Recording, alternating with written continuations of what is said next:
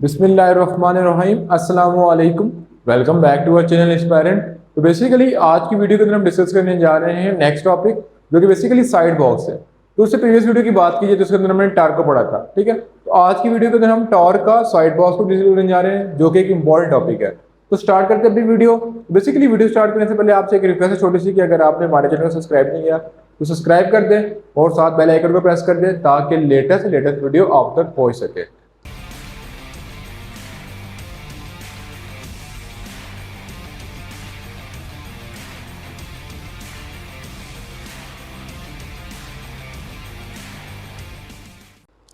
तो बेसिकली आज की वीडियो में क्या डिस्कस करने जा रहे हैं कि क्या आप जानते हैं कि मोबाइल क्रेन कैसे वर्किंग करती है, ठीक है। यानी कि जो हमारे पास क्रेन होती है, ठीक है, यानी जो बड़ी क्रेन होती है, क्रेन का काम क्या होता है, ठीक है। हम डिस्कस करने जा रहे हैं मोबाइल क्रेन काउंटर वेट, ठीक है। यानी कि जो मतलब कि क्रेन क्या होती है, तो क्रेन एक ऐसी चीज को बोलते हैं जो बेसिकली जिसका काम होता है किसी सामान को लिफ्ट करना, ठीक है। यानी कोई हैवी वेट है जो ह्यूमन उसको उठा नहीं सकता, तो उसको लिफ्ट करना, एक जगह से उठा के दूसरी जगह जाके छोड़ना, ठीक है, उसकी पोजीशन को चेंज करना, ठीक है। या कोई चीज बहुत डाउन है, ठीक है, इधर ह्यूमन की पहुंच नहीं जाती, तो वहां से किसी चीज को वेट करके अप करके कहीं जगह पे जो उसकी करेक्ट पोजीशन है वहां पे लेके आना, ठीक है। तो बेसिकली जो क्रेन का काम होता है, क्रेन का काम होता है लिफ्टिंग, ठीक है, lifting a heavy load. Crane का काम क्या होता है, वर्किंग की बात करें, lift lower and heavy load to correct position. यानी कोई भी वेट है, ठीक है, अगर वो बहुत नीचे है या हैवी है ज्यादा, तो उसको लिफ्ट करके एक जगह से दूसरी जगह को लेके जाने को बोलते हैं ये क्रेन की वर्किंग है, ठीक है। तो बेसिकली क्रेन की वर्किंग के बाद नेक्स्ट मूव करते हैं कि क्रेन के प्रिंसिपल के थ्रू वर्किंग करता है। हमने वर्किंग की बात कर ली, प्रिंसिपल ऑफ वर्किंग, यानी किस प्रिंसिपल को थ्रू ये वर्क कर रहा होता है। अगर देखा जाए तो क्रेन किस प्रिंसिपल पर वर्क कर रहा था, basically crane work on principle of lever, ठीक है। यानी क्रेन लीवर के प्रिंसिपल पे वर्क कर रहा होता है। लीवर का क्या काम था कि जैसे आपने बचपन में एग्जांपल पढ़ी होगी कि कुएं में जब पानी होता था तो हम जो है वो बेसिकली एक डाउल से पड़ा था जिसको हम खींचते थे, जिसकी वजह से पानी ऊपर आता था। हालांकि पानी का वेट बहुत ज्यादा होता था, ठीक है, लेकिन हम उसको इतना वेट फोर्स नहीं निकालते थे, तभी वो ऊपर आया था। तो बेसिकली लीवर की एग्जाम्पल थी।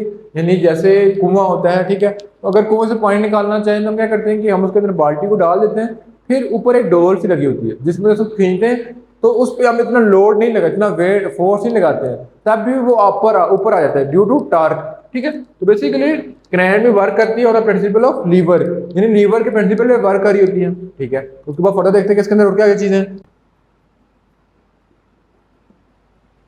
तो बेसिकली अगर क्रेन की वर्किंग की तरफ बात की जाए तो इसके लिखा हुआ है कि the shorted end of beam is applied by force. तो बेसिकली यहाँ पे एक बीम होता है, ठीक है, इस पॉइंट को बोलते हैं बीम, ठीक है। तो क्या लिखा हुआ है कि the shorted end of beam is applied by force. तो बेसिकली जो भी लोड होता है उसको इस बीम की वजह से हम ऊपर उठाते हैं, ठीक है। And the longer and called boom. अब जिसको लॉन्गर एंड होता है उसको बोलते हैं बूम, ठीक है, that rotate radically inward and outward. तो बेसिकली अगर मैं बात करूं तो मैंने इस लाइन में क्या लिखा कि यहाँ पे एक बीम लगी होती है, ठीक है, जो किसी भी हैवी लोड को लिफ्ट करती है, ठीक है। अब वो लोड को कैसे लिफ्ट कर रही होती है, with the help of boom, ठीक है। कैसे, वो आगे चल के हम देखेंगे।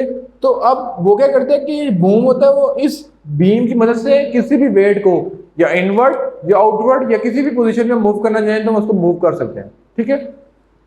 अब बेसिकली इसका बेसिक प्रिंसिपल ऑफ वर्किंग है।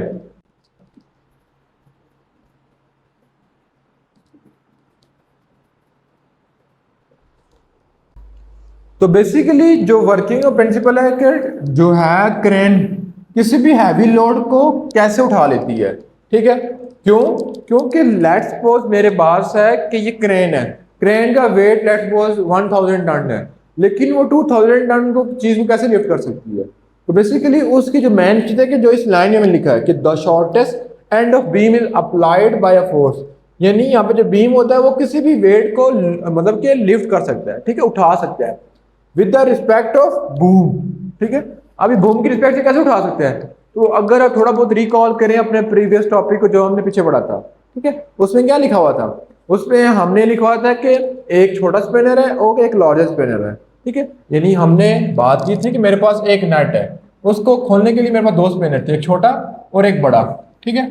तो उसमें क्या होता कि जो छोटा स्पिनर था उसमें ज्यादा फोर्स लग रही थी और जो बड़ा स्पिनर था उसमें कम फोर्स लग रही थी। तो बेसिकली जितना बड़ा बीम होगा उतनी ज्यादा टार्क प्रोड्यूस होगी, ठीक है।